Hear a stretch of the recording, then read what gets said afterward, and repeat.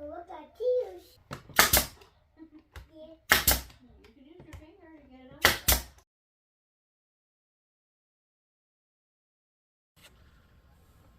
So you fill in the spots you nailed with wood filler. You let it dry. You sand it down, and then you peel it off.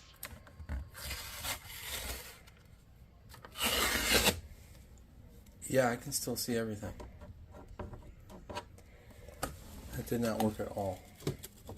60% of the time, it works every time.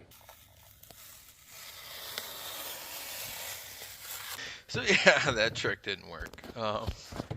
So if you have an opportunity to use it in the future, don't. I would.